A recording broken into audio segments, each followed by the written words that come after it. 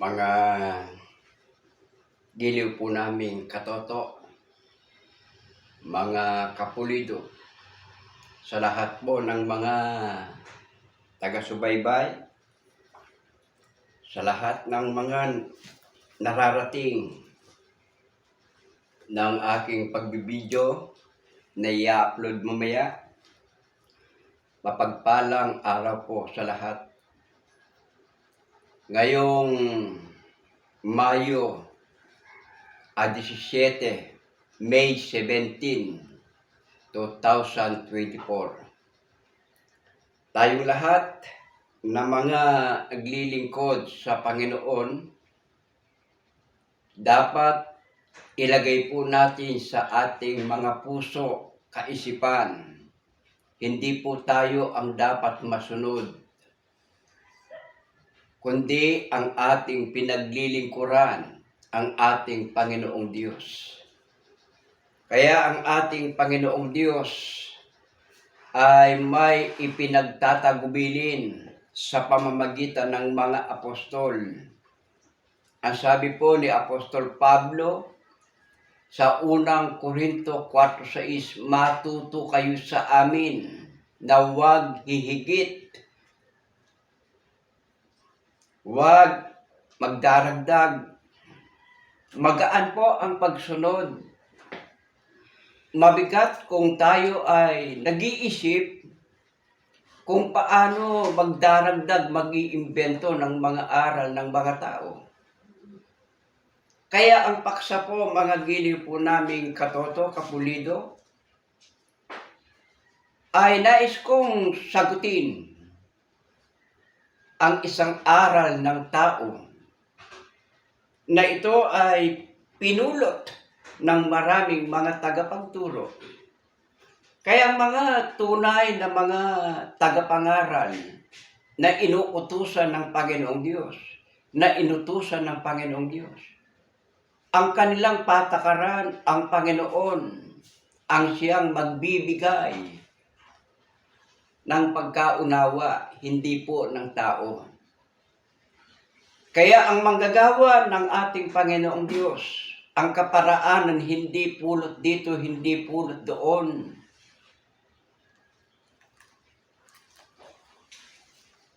Ano po ba ang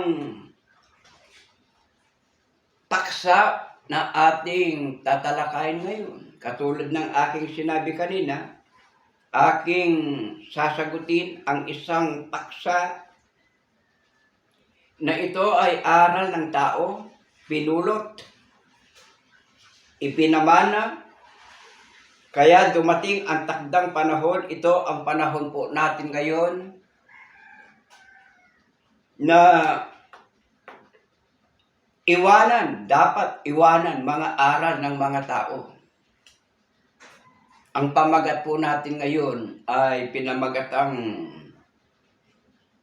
ang Roma 16:16 ang binabanggit na Churches of Christ, hindi po pangalan.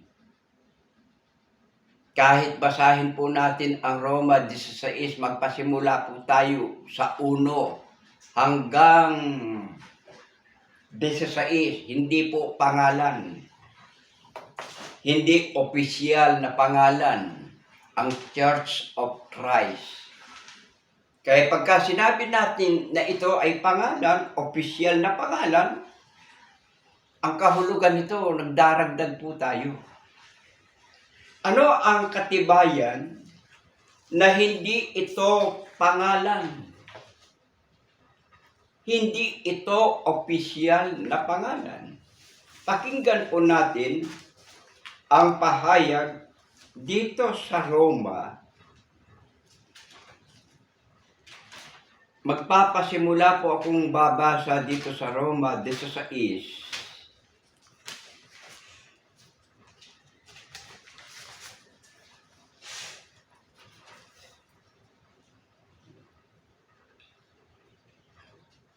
Sa 16:6 hanggang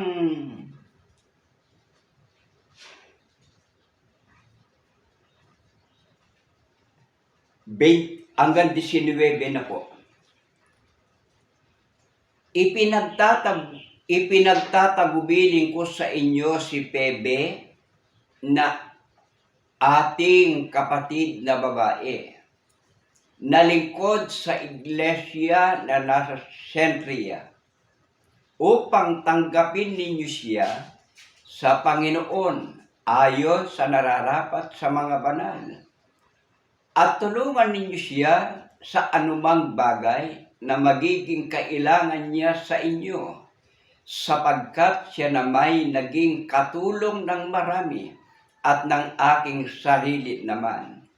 3. Batiin ninyo si Prisca at si Aquila na aking mga kamanggagawa kay Kristo Jesus, na ipinain ang kanilang mga leeg dahil sa aking buhay, na sa kanila'y hindi lamang ako ang nagpapasalamat, kundi naman ang lahat ng mga iglesia ng mga Hentil. At batiin ninyo ang iglesia na nasa kanilang bahay. Batiin ninyo si Epeneto na minamahal ko, na siyang pangunahing bunga ng Asya kay Kristo. Batiin ninyo si Maria na lubhang nagpagal sa inyo. Batiin ninyo si Andronico at si Junias na aking mga kamag-anak at mga kasama ko sa pagkabilanggo, na siyang mga bantog sa mga apostol, na sila na may nanguna sa akin kay Kristo. Batiin ninyo si Ampliato na aking minamahal sa Panginoon. Batiin ninyo si Urbano na aming kamanggagawa kay Kristo, at si Estaquias na minamahal ko. Batiin ninyo si Apeles na subok kay Kristo. Batiin ninyo ang mga kasambahay ni Aristobulo. Batiin ninyo si Herodian na aking kamag-anak. Batiin ninyo ang mga kasambahay ni Narciso, yaong nga sa Panginoon. 12. Batiin ninyo si Tripena at si Triposa na nangagpagal sa Panginoon. Batiin ninyo si Persida na minamahal na lubhang nagpagal sa Panginoon. Batiin ninyo si Rufo na hinirang sa Panginoon at ang kanyang ina at akin. Batiin ninyo si Ansitrito, si Plegonte, si Hermes, si Patrobas, si Hermas, at ang mga kapatid na kasama nila. Batiin ninyo si Pilogo at si Julia, si Nerio at ang kanyang kapatid na babae, at si Olimpas at ang lahat ng mga banal na kasama nila. 16. Mangagbatian kayo ng banal na halik. Binabati kayo ng lahat ng mga iglesia ni Kristo. Ngayon ipinamamanhik ko sa inyo, mga kapatid, na tandaan ninyo yaong mga pinanggagalingan ng pagkabahagi at ng mga katitisuran laban sa mga aral na inyong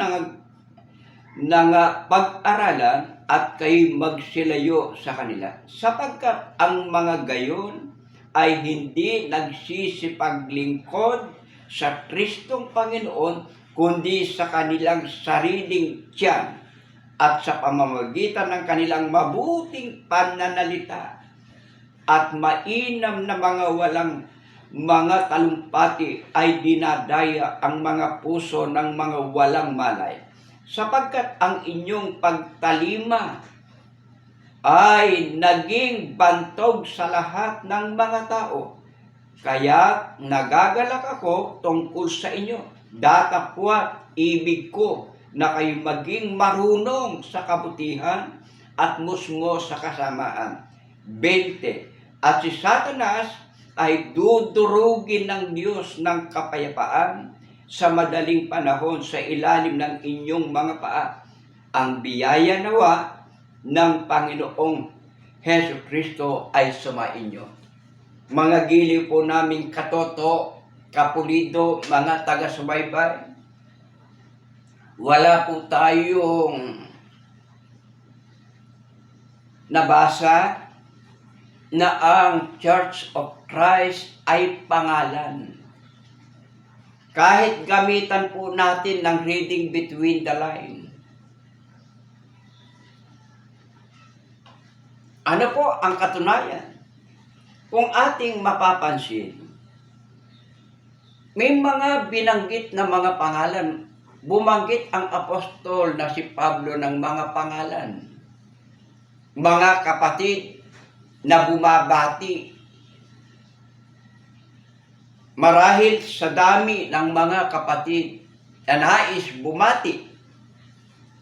Kaya pagdating sa 16, mangagbatian kayo ng banal na halik.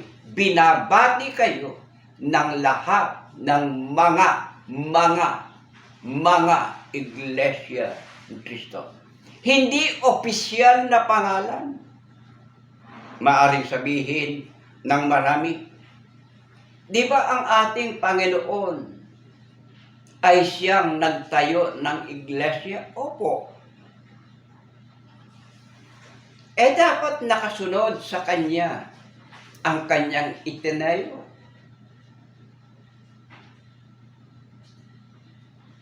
Opo. Di pangalan? Hindi po.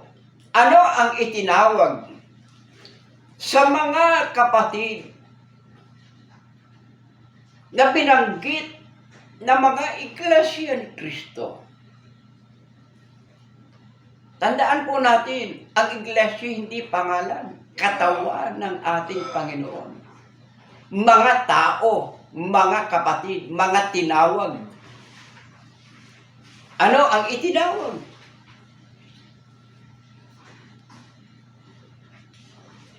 Pakinggan po natin sa 11:26. Kaya ang sabi ko kanina, magaan ang pagsunod sa mga utos ng Panginoon. Bakit magaan? Kung ano yung utos, yun ang susundin mo. Huwag kang magdaragdag, huwag kang magbabawas.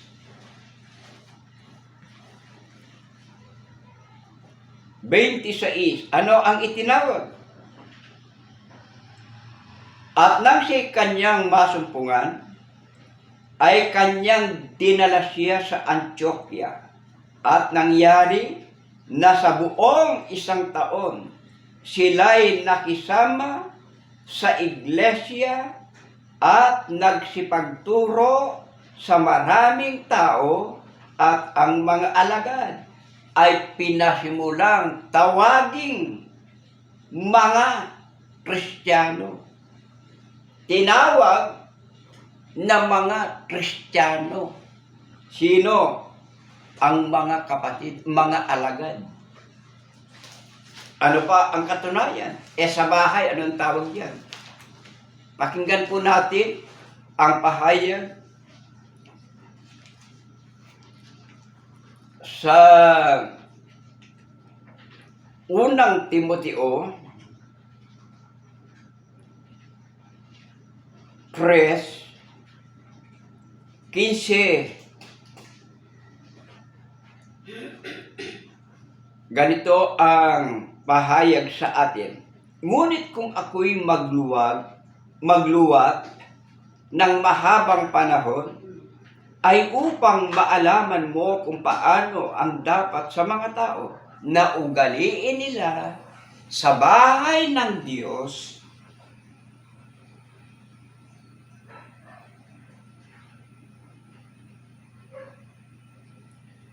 malaman mo kung paano ang dapat sa mga tao na ugaliin nila sa bahay ng Diyos, na siyang iglesia ng Diyos na buhay at haligi at suhay ng katotohanan. Kaya tawag, iglesia ng Diyos.